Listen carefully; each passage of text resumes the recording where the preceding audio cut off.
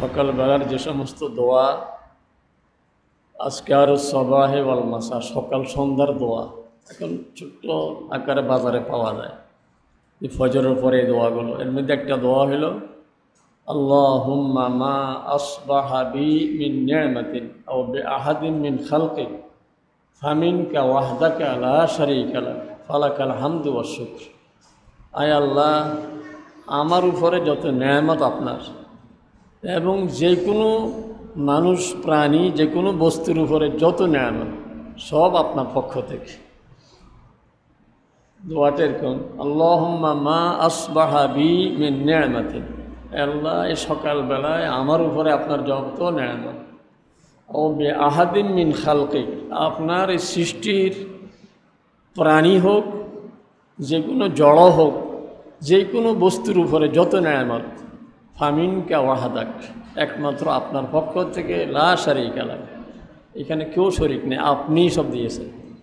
ফালাকাল হামদু wash শুকর, কাজে সকল প্রশংসা আপনার, শুকরিয়া জানাই একমাত্র আপনার, আলহামদুলিল্লাহ।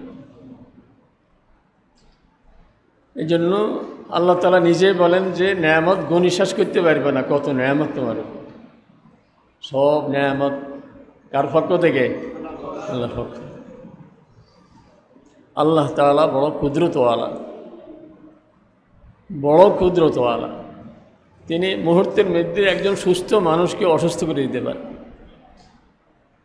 সুস্থ যার কোনো রোগে নেই, হঠাৎ করেই অসুস্থ হয়ে পড়ছে, আর এই রোগ সারা জীবন তার থেকে ছাড়ে নাই। তিনি ধনীকে হঠাৎ গরিব বানিয়ে দিতে পারেন, কোটি কোটি টাকার মালিক হঠাৎ গরিব হয়ে গেছে, পেরেশান হয়ে গেছে। আবার একজন গরিবকে হঠাৎ করে তিনি ধনী বানিয়ে দিতে পারেন। হযরত ইউসুফ আলাইহিস সালাম দীর্ঘদিন জেলে নিয়া মন্ত্রী বানিয়ে দিয়েছেন কে? আল্লাহ। রাসূল সাল্লাল্লাহু আলাইহি ওয়াসাল্লাম যখন হযরতে জাফর রাদিয়াল্লাহু তাআলা আনহু, জাফর ইবনে আবি তালিব রাসূল সাল্লাল্লাহু আলাইহি ওয়াসাল্লামের চাচাতো ভাই, হযরতে আলীর আপন ভাই, ওনাকে পাঠাইছেন হাবশাতে, ইথিওপিয়াতে। বর্তমান ইথিওপিয়া ইরিত্রিয়া দুইটা দেশ, এই দুইটা মিলিয়ে আগে ছিল হাবশা।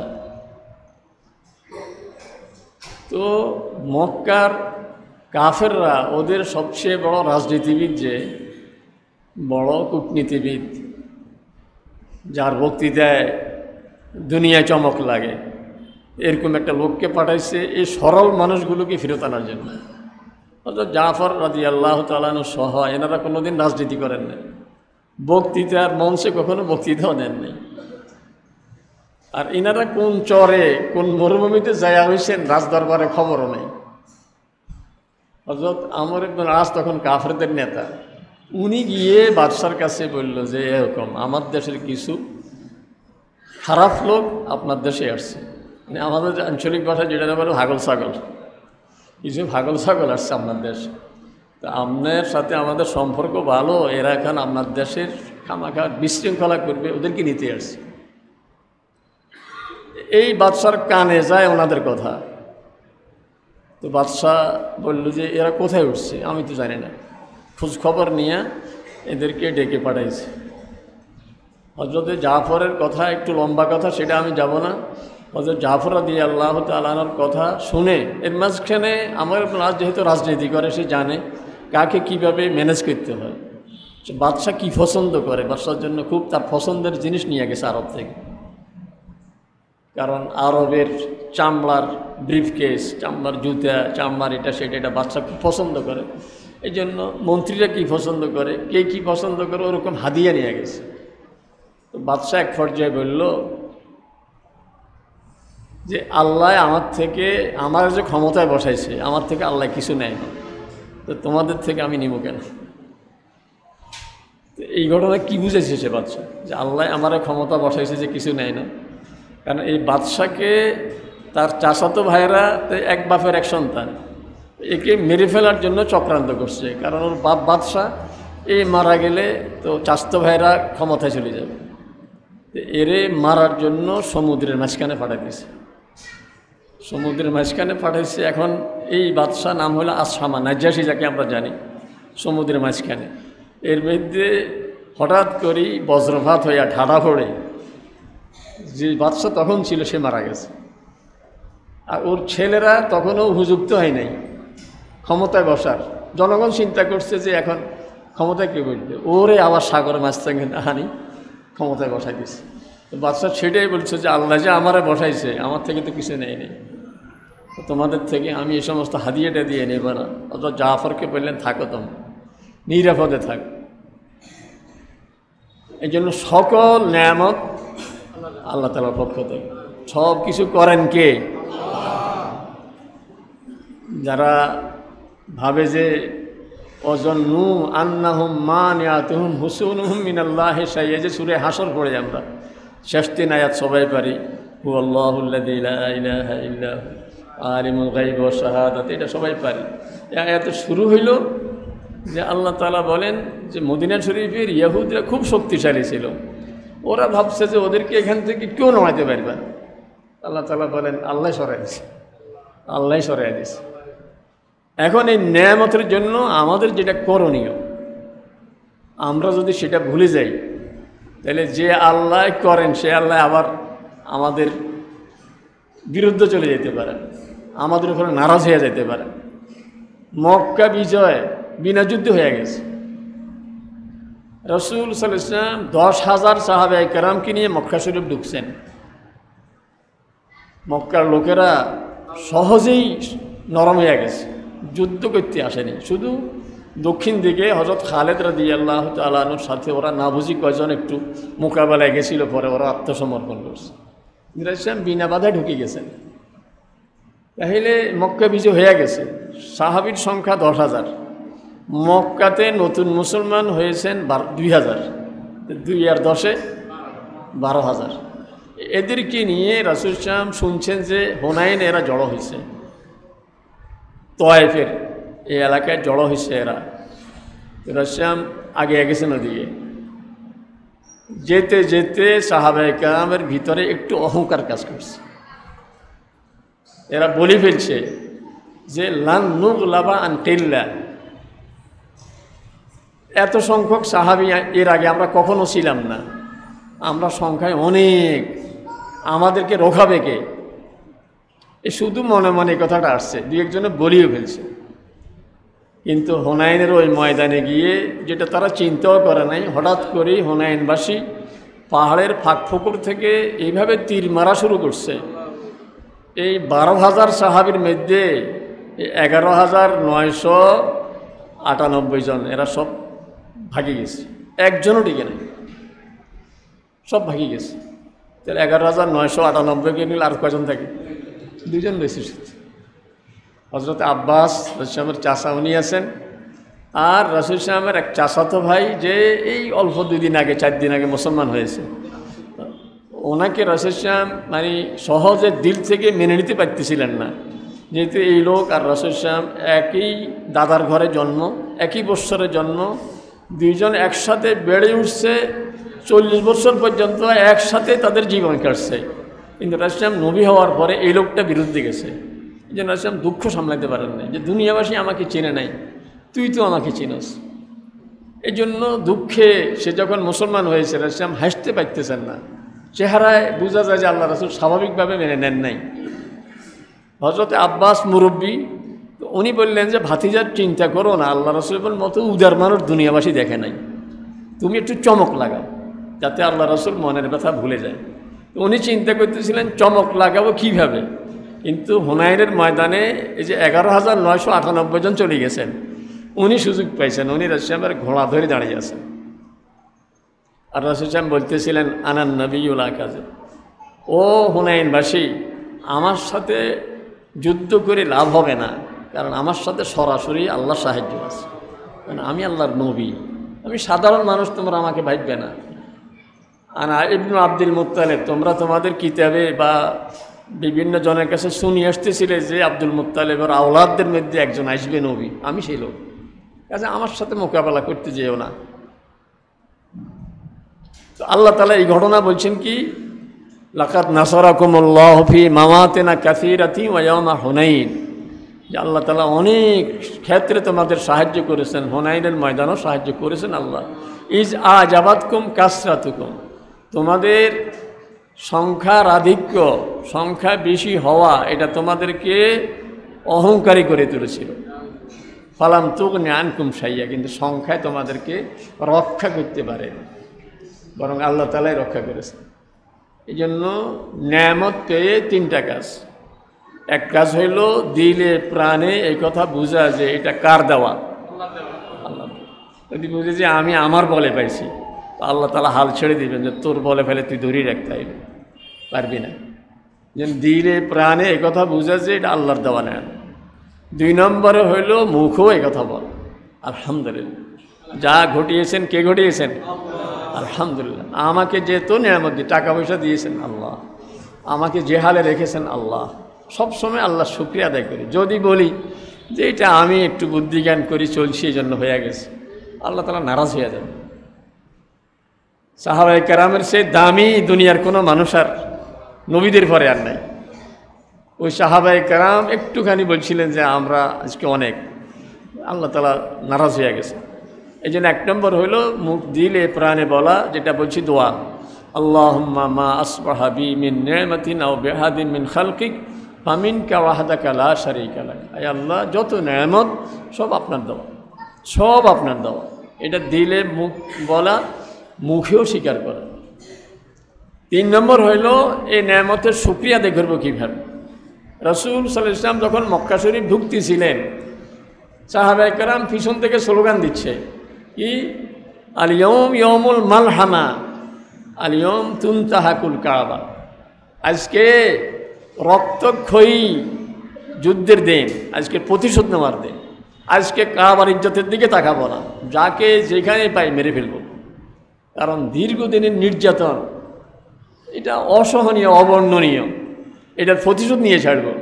রাসূল সাল্লাল্লাহু আলাইহি ওয়াসাল্লাম থেমে গেলেন, বললেন যে স্লোগান পাল্টাও, বলো আল-ইয়াউম ইয়াউমুল, ওরা বলছিল মালহামা, যুদ্ধের দিন। আল্লাহ রাসূল বলে বলো আল-ইয়াউম ইয়াউমুল মারহামা, আজকে দয়া দেখানোর দিন, আজকে দয়া দেখাও।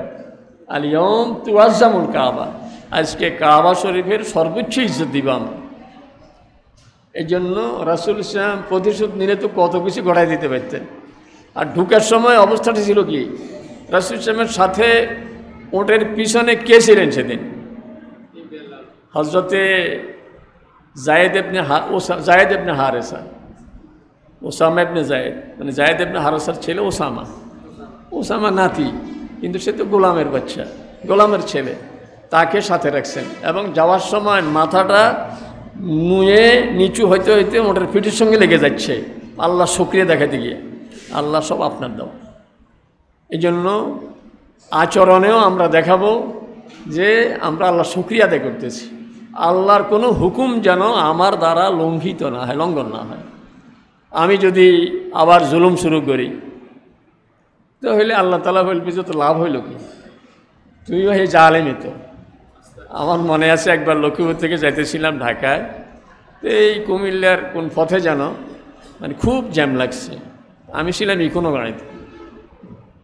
তো জ্যাম লাগলে যা হয় আমাদের দেশে, যে যেখান দিয়ে পায় গাড়ি ঢুকিয়ে দিতে চায়। তা আমাদের গাড়িটা এরকম ঢুকিয়ে দিতে গেছিল, একটা প্রাইভেট কার ছিল পাশেই। তো প্রাইভেট কারটার দিকে একটু গাড়ি চেপে গেছে, প্রাইভেট কারওয়ালা খুব ভয় পেয়ে গেছে, মানে সার গাড়িটা একটু রাস্তার বাইরে পড়ে যাওয়ার কাছাকাছি হয়ে গেছে। ড্রাইভার বের হয়ে আমাদের গাড়ির গ্লাস ভাঙিয়ে দিছে, কোনো গাড়ির গ্লাসটা ভেঙে দিছে। রাগে দুঃখে ভিতরে ওর মালিক বসা আছে, এবং উনি মানে ওনার সস্ত্রী বিবি সহ স্বামী স্ত্রী দুজন পিছনে বসে। তো মালিকের প্রতি দরদ আন্তরিকতা দেখাইতে গিয়ে হোক, ভয়ে হোক, গ্লাস ভাঙিয়ে দিছে। এখন আমাদের গাড়ির গ্লাস ভাঙ্গাটাতে ওই যে হকাররা এই সময় তো সব বিক্রি শুরু করে, এটা সেটা, সারা পথ তো হকারদের দখলে থাকে। ওরা সব প্রাইভেটের বিরুদ্ধে চলে গেছে, সব আমাদের পক্ষে। কারণ প্রাইভেটওয়ালা গ্লাস ভাঙ্গা ঠিক হয় না, এই জন্য ড্রাইভারে পাবলিক উত্তেজিত হইয়া ওই প্রাইভেটের ড্রাইভারকে মারতে গেছে। আমাদের ড্রাইভারও নামছে সুযোগ ভাইয়া, নামে একটা ওই যে বেতের লাঠি একটা দিয়া ড্রাইভারের ফিটান শুরু করছে। মালিক যখন বাইরে বাধা দিছে, মালিককেও পিটেছে। মালিক কি বিডানে হঠাৎ করে গোটা পরিবেশ আমাদের ড্রাইভারের আমাদের গায়ের বিরুদ্ধে চলে গেছে। এখন এমন অবস্থা হয়েছে যে আমাদের গোটা গাড়িটা লুঠিয়ে যাবে। এতক্ষণ আমরা ছিলাম মাজলুম, প্রাইভেটওয়ালা ছিল জালিম, কারণ সে আমাদের গায়ের গ্লাসটা ভাঙ্গা ঠিক হয় নাই। এই জন্য পরিবেশ তার বিরুদ্ধে ছিল, আমাদের পক্ষে ছিল। কিন্তু আমাদের গায়ের ড্রাইভার যে কাজটা করছে এটা আমাদের গায়ের ড্রাইভার হয়ে গেছে জালিম, কারণ সে ড্রাইভারকে ফিরতে পারে, কিন্তু এই যে মালিক একজন কত ভদ্রলোক, তার গায়ে যখন হাত দিছে গোটা পরিবেশ উল্টে গেছে। এখন এমন অবস্থা হয়েছে যে আমাদের গোটা গাড়িটা লুঠিয়ে যাবে। আল্লাহর কি মেহরবানি করছে কি একজন লোক আসছে, আসি হঠাৎ করে আমাদের গায়েতে উঠছে, উঠি ওদেরকে থামিয়ে দিছে। থামিয়ে বললো যে এটার বিচার আমি করব, তোরা আমার সাথে চল। কতটুকু নিয়ে ড্রাইভারকে নামাইয়া নাকে খত দিয়ে আসে, ছেড়ে দিছে। আমাদেরকে পরে বললো যে আমি যদি এই কাজ না করতাম আপনাদের সবাই মাল লুঠিয়ে যেত, কারণ এই সমস্ত হকারদেরকে আমরা চিনি, এরা সব ডাকাইত মার গেল। তো আমি তখন চিন্তা করলাম, পাবলিকও সবসময় জালেমের বিরুদ্ধে, আল্লাহ তাআলাও জালেমের বিরুদ্ধে। পাবলিকও মাজলুমের পক্ষে, আল্লাহ কার পক্ষে? গত জুমায় বলছিলাম যে আল্লাহ বলে যে মাজলুম 3 দোয়া ফিরে না, বলছিলাম না? আল্লাহ বলে মাজলুমকে যে তুই যে দোয়া করতেছ তুই অপেক্ষা কর, তোর দোয়া অবশ্যই আমি কবুল করবো, একটু দেরি হবে। এখন আল্লাহ তাআলাও সবসময় মাজলুমের পক্ষে, পাবলিকের সমর্থন সাপোর্ট এটাও সবসময় মাজলুমের পক্ষে। কিন্তু এখন যদি আমি আবার জালেম হয়ে যাই তাহলে পাবলিকও আমার বিরুদ্ধে চলে যাবে, আল্লাহ তাআলাও আমার বিরুদ্ধে চলে যাবে। এই জন্য কোনো কাজ আমাদের দ্বারা যেন জুলুম না হয়, কারের কোনো ক্ষতি যেন আমার দ্বারা না হয়। বিশেষ করে এখন আমরা তো এক বিশাল মানে কি বলে একটা ষড়যন্ত্রের শিকার আমাদের গোটা দেশটা। একটা ঘটনা ঘটাইয়া দেয়, দোষ ওই যে খায় মোসোয়ালা নামা দাঁড়িয়ে গেলার, বুঝেন না? একটা কথা আছে না, ওই যে হোলি আর্টিজেনে যেটা ঘটলো, বিদেশি লোকদেরকে মারি ফেললো। তা আমাদের লক্ষ্মীপুরে আইন শৃঙ্খলার মিটিং হইতেছিল, আমি প্রশাসনের একজন কর্মকর্তার এইভাবে পাশে বসে, আমি গেলাম স্যার এই যে গুলি ছাড়ছে, যে গুলির এই যে এটাতে কী বলে, কার্তুজ বলে না কি বলে, টোটা বলে, যেটা বলে, আমি বললাম এটা চেক করলে কি ধরা খায় না? এই গুলিটা কি বাংলাদেশের তৈরি না চাইনা না ইন্ডিয়ান? ও এটা তো বহুত আগে পরীক্ষা হয়ে গেছে, এটা ইন্ডিয়ার, এটা সবাই জানে, বুঝলেন? ঘটাইছে ওরা, দোষ তো আমাদের দেশের কত আলেম ওলামা ধরি টরি যা ঘটাই দিল। এই জন্য এদেশ তো একটা চক্রান্তের শিকার, ষড়যন্ত্রের শিকার। এখন হিন্দু বাড়িতে আগুন দিবে কে? কোনো মুসলমান দিবে না, কোনো মুসলমান দিবে না, কোনো আলেম ওলামা দিবে না, কিন্তু আগুন দিয়ে তো বিদেশে প্রচার করে দিবে যে এরা এখন হিন্দুদের উপর আক্রমণ করে। ওই কোথায় বাংসে একজনের বাড়ি, কি মাশরাফি নাকি, ওরা প্রচার করছে কোন হিন্দুর, বাংলো কার বাড়ি, ওরা এটা ছবি দেখাইতেছে আরেকজনের নাম বলে মুখের বাড়ি। এই জন্য আমাদের লক্ষ্মীপুর বিশেষ করে বাইরে কি হবে না হবে, আমাদের দ্বারা কোনো রকম যেন জুলুম না হয়, এটা খুব খেয়াল রাখবো। আমি কালকে একজনের জিজ্ঞাসা করতেছিলাম, এক সিএনজিওয়ালারে মনে হয় যে এখন আর চাঁদা টাঁদা নেয়নি, কারণ এখন নেয় না। এখন যদি আবার চাঁদা নেওয়া শুরু করে আরেক দলে, তো আমাদের লাভ হবে কি? এক চাঁদাওয়ালা গেছে, আরেক চাঁদাওয়ালা আসছে। কালকে একজনে বলতেছিল যে এক বাইরে সরাইছি, আরেক বাইরে দখল করলে তো লাভ হইল কি? আমরা আর এখানে থাকতে চাই না। আমরা আল্লাহর কি মেহেরবানি দেখছেন, যদি কোনো রাজনৈতিক দলের নেতৃত্বে এটা হইতো বহুত লোক বানা যেত। কিন্তু আমাদের এই যে কোটা কি বলে সংস্কার আন্দোলনের বা বৈষম্য বিরোধী আন্দোলনের ছাত্রদেরকে আমরা ধন্যবাদ জানাই। এদের যারা মারা গেছে আল্লাহ তাআলা যেন এদের সকলকে আল্লাহ তাআলা জান্নাতের উঁচু মাকাম দিয়ে দেন। এবং আজকে এই যে চিঠি আসছে আমার কাছে, এই যে কোটা সংস্কার আন্দোলন বা বৈষম্য বিরোধী আন্দোলনের ওদের পক্ষ থেকে, ওদের অনেক ছাত্র, অনেক মানুষ এখন হাসপাতালে অসুস্থ অবস্থায় আছে এবং এদের চিকিৎসার জন্য অনেক টাকা দরকার।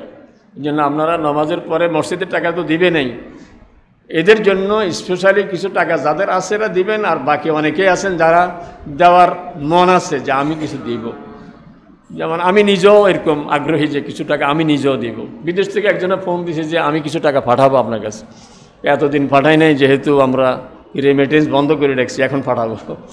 তো এই জন্য ইনশাল্লাহ টাকা আসবে, আপনারা আজকে সামর্থ্য অনুযায়ী নামাজের পরে আমার এখানে এসে দিয়ে যায়।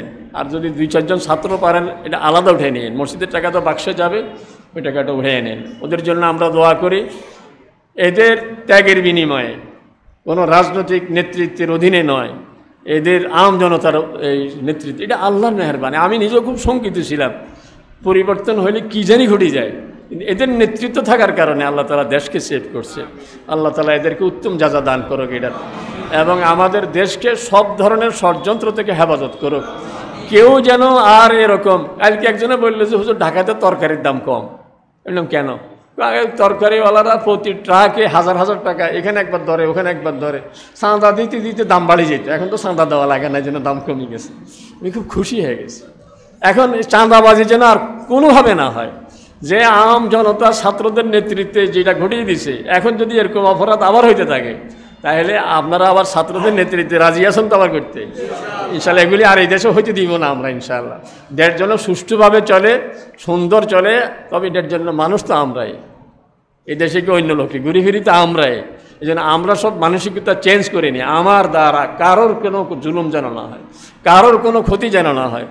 দুনিয়ার কেউ দেখুক আর না দেখুক, আমার আল্লাহ দেখবেনি। এই মাঝখান দিয়া হাঁস নিয়ে যায় কি হরিণ দৌড়ায়, আমার কাছে খুব খারাপ লাগছে।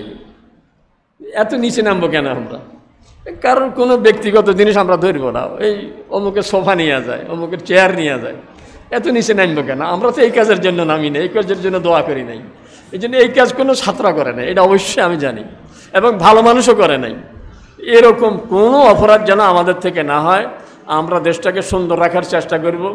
আমাদের গতকালকে সকল বর্তমান দলগুলি, ইসলামী দলগুলো এবং অন্যান্য দলগুলিকে নিয়ে প্রশাসন খুব গুরুত্ব দিয়ে কথাটা বলেছেন যে পাবলিক যেন সহযোগিতা করে। ইনশাল্লাহ প্রশাসন লক্ষ্মীপুরের এখন বর্তমানে যা আছে অত্যন্ত ভালো। আমাদের প্রতি শ্রদ্ধাবোধ ওনাদের আগেও ছিল, তবে অনেক কিছু প্রকাশ করতে পারে না, বলতে পারে নাই। এখন আমাদের পক্ষে আছে ইনশাআল্লাহ, সর্বাক সহযোগিতায় ওনারা আছেন। আমরা ইনশাআল্লাহ কোনোভাবে জুলুম করব না। আল্লাহর নেয়ামতের শুকরিয়া তিনভাবে আদায় হয়। এটা শুধু এই দেশের পরিবর্তনের কথা না, সব নেয়ামত, আপনার যত নেয়ামত আছে, দিলে প্রাণে বিশ্বাস করা, এটা কাঁদ দেওয়া, মুখেও স্বীকার করা। 3 নম্বর কাজে কর্মে দেখানো যে আল্লাহর কোনো হুকুম আমার দ্বারা যেন লঙ্ঘিত না হয়, কোনো জুলুম যেন আমার দ্বারা না হয়। আল্লাহ তাআলা আমাদের সকলকে তৌফিক দান করুন। যারা সুন্নত পড়েন নাই, সুন্নত পড়ে না।